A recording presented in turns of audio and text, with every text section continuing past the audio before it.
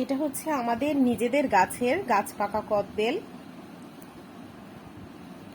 ফাটিয়ে নিয়ে এসেছি। নানি বাড়ির কদবেল। নাও, খুলো খুলো বাবা। এই যে মাশাআল্লাহ, ভিতরটা কিন্তু কত সুন্দর গন্ধ।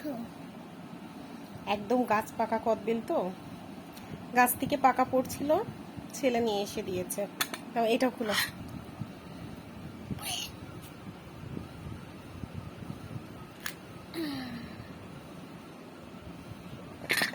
এই যে দুইটা সেই সুন্দর পাকা।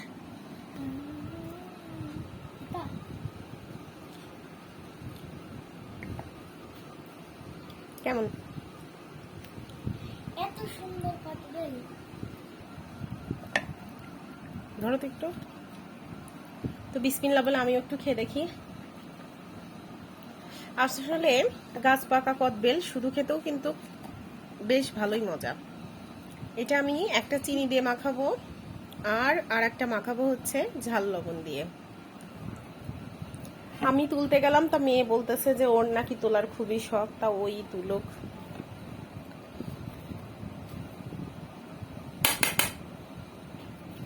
অনেক সুন্দর পেকেছে।